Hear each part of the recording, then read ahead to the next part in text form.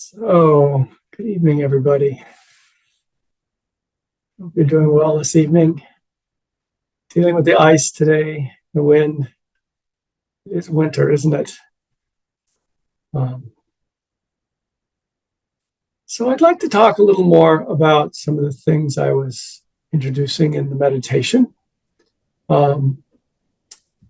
that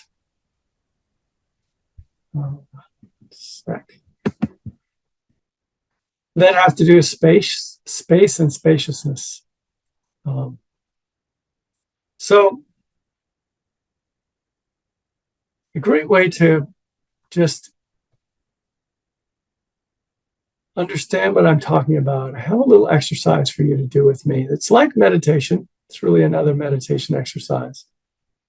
But it will maybe allow me to talk a little bit more about what we're doing and how to perceive space in the body. So for this, you can't see them, but fold your hands together in your lap. Should create a strong sense of touch.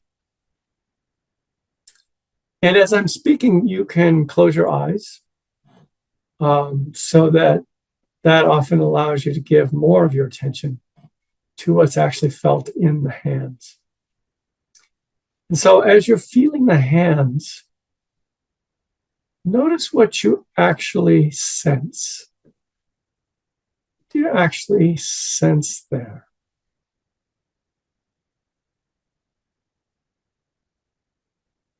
And if you can name it to yourself, that would be helpful.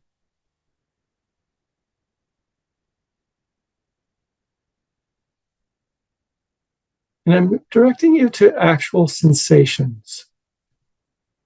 So I'll suggest that you don't actually sense a finger.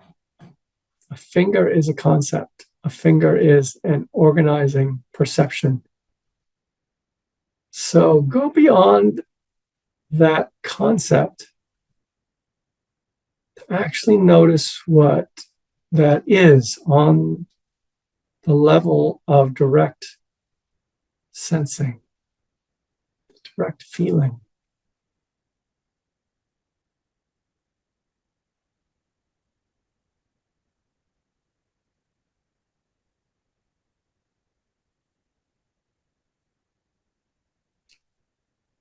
Pressure is going to be a really strong one.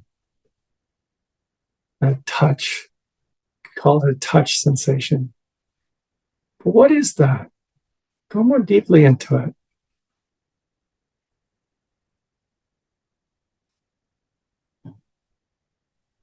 You notice.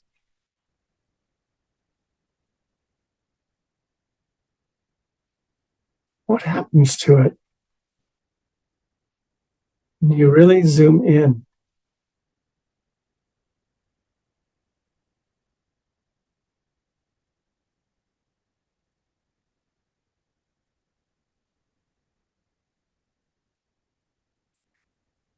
I don't know about you, but for me, there seems to be less there. It seems to be less solid. It starts to be more like a vibration than a something. When we think of touch, think of a pressure, we think of something.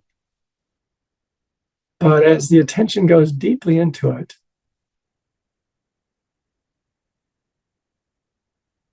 some of that substantiality is lost. So there's warmth.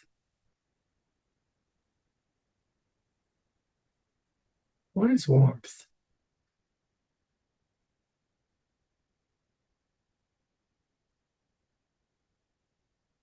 And where is it?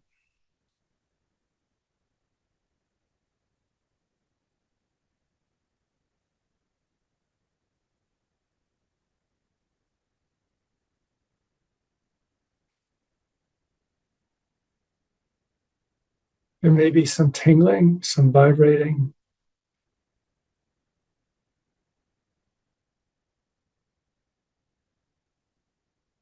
If you sit with the hands this way, and again, I have to use the word to point you, but they're there actually aren't hands on the level of sensation.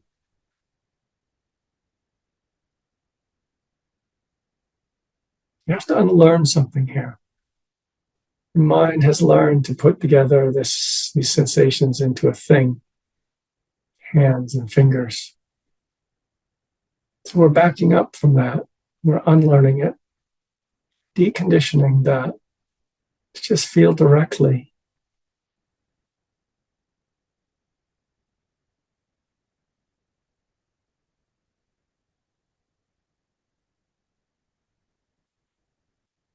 And when you begin to unlearn it and just go to the direct sensations,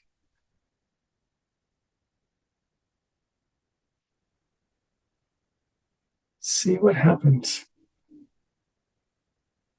I'm doing my best to describe it, but it's a bit indescribable.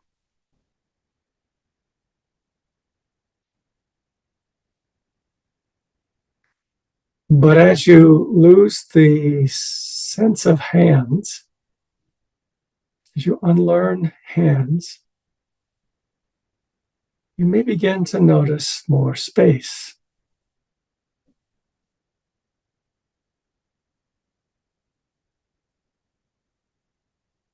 So there's form.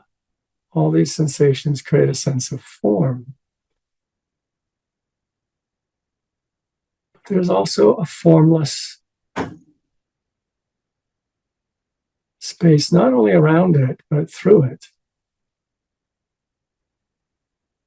which is also your attention.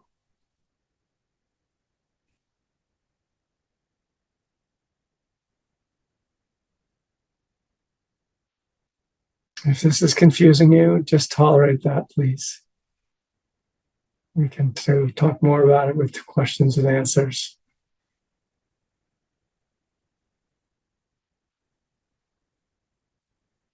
But I'm just aiming for the experience of no hands.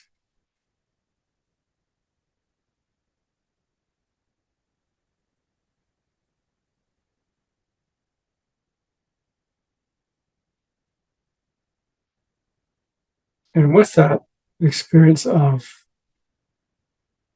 the space in which form appears, the form of sensations.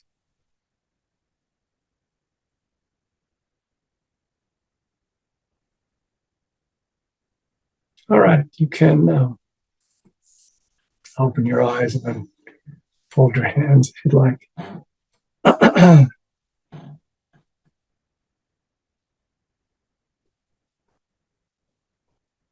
So what are we doing here? It's actually quite important.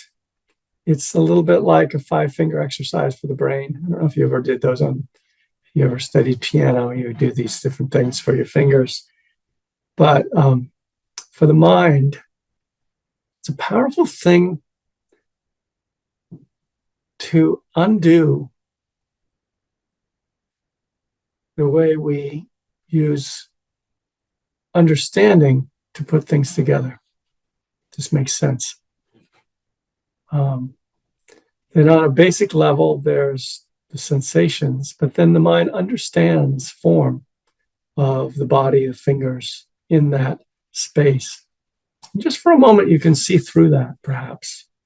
It's hard. We're deeply conditioned to see things. We're deeply conditioned to see objects out there somewhere. You know, sort of I can say that the naive sense of what's going on is that I'm in here and there's a world out there that I am looking at.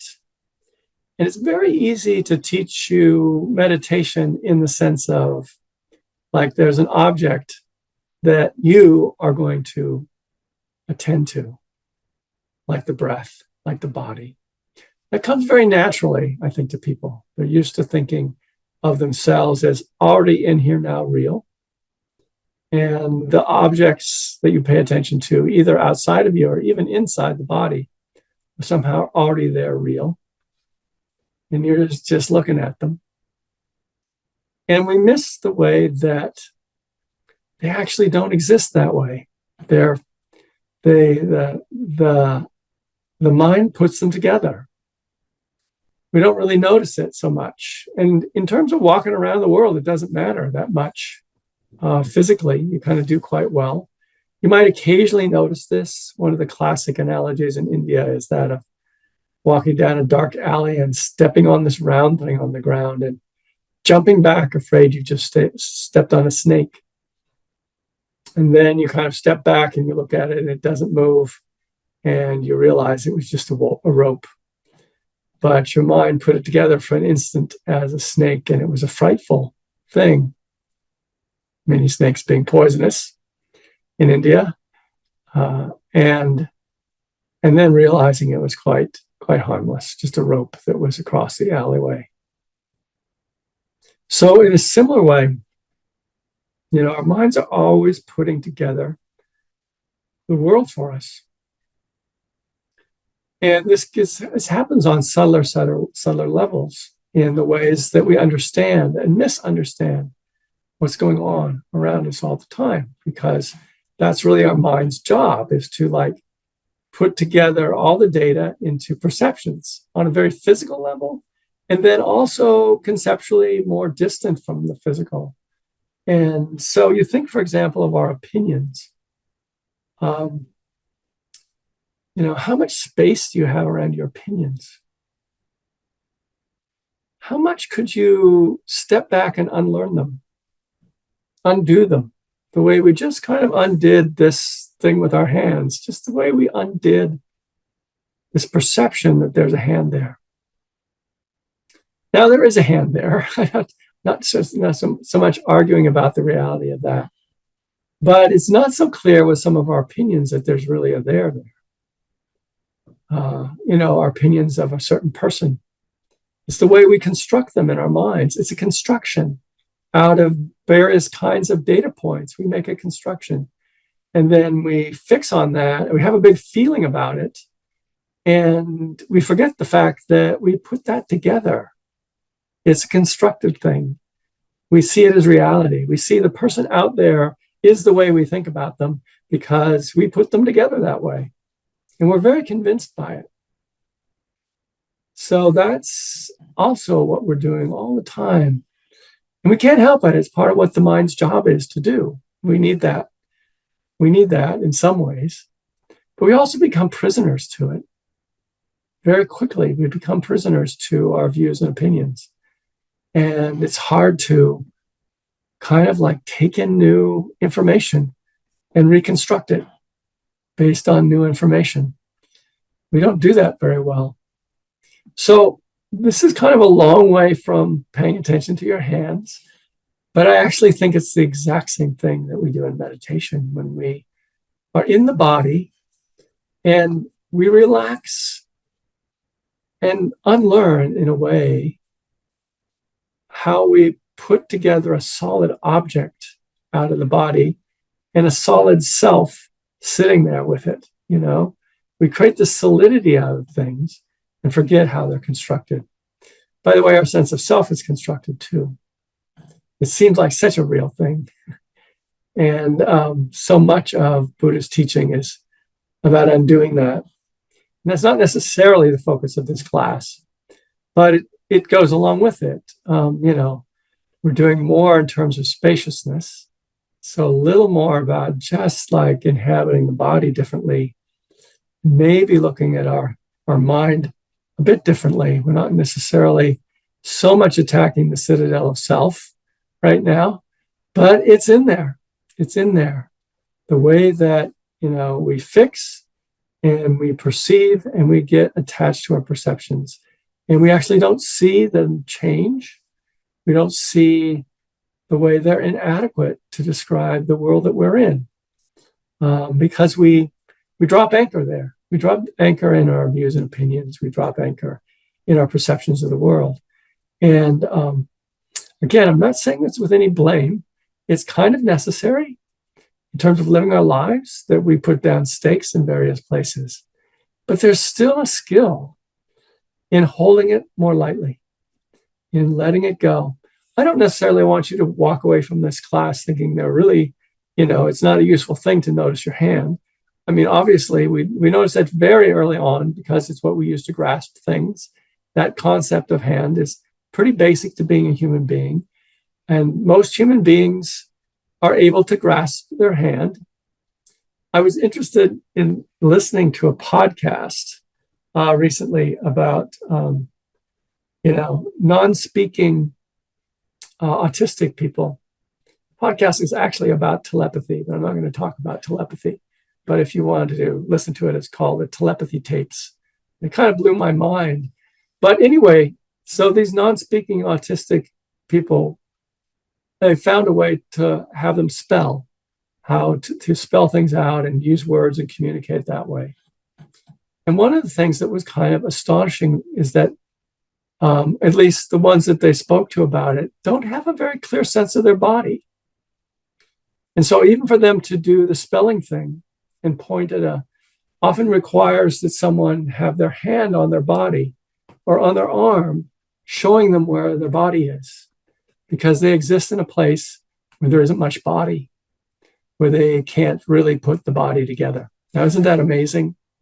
Considering all the assumptions that most neurotypical people have, the fact that you couldn't find your body is probably not an experience you've had very often. Maybe you have. I mean, it's possible even to have that. But for the most part, people feel like this is really solid and dependable. But it was interesting that they actually needed touch in order to find themselves in space.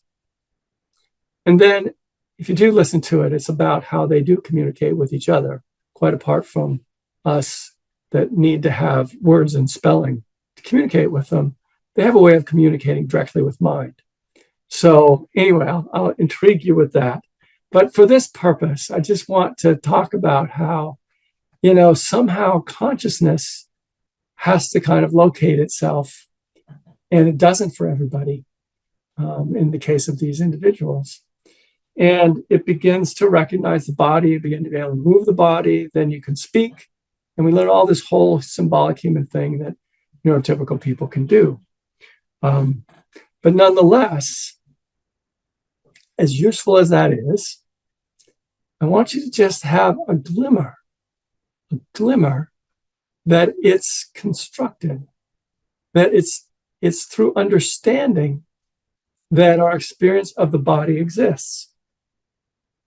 It's through understanding that our experience of ourself exists. It's very hard to have a direct experience of self.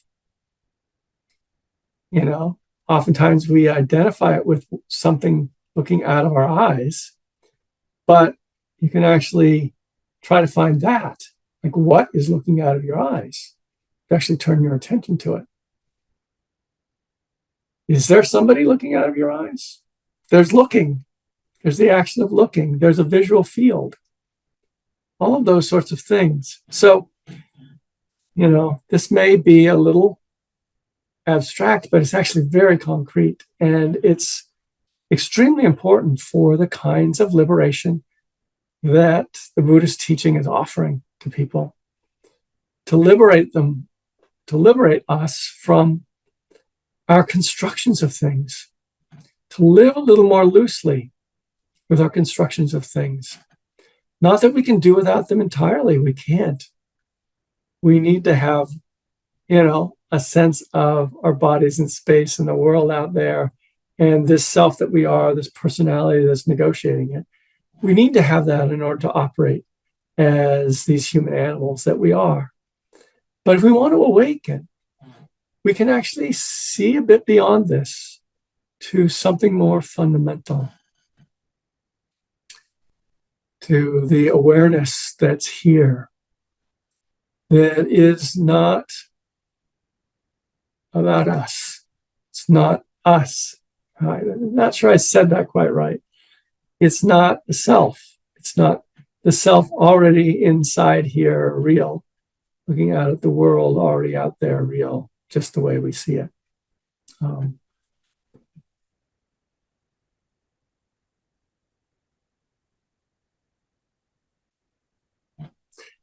a very basic level, when you're breathing in meditation, The breath doesn't exist. It's a concept. It's a concept that describes a constantly changing fluid flow of sensations that is happening in the body. And even body doesn't exist, because the body is a fluid, constantly changing constellation of sensations. And one way you can do this is after class, go out tonight in the frigid night air. I think that there are stars tonight. I actually didn't check that before class. But I think it's going to be pretty cold and clear. And go out. And so often when we look up the stars, what we see are stars, right? What I invite you to do is go out and see the space. See the blackness of space that the stars are in. It's really the same as your hands.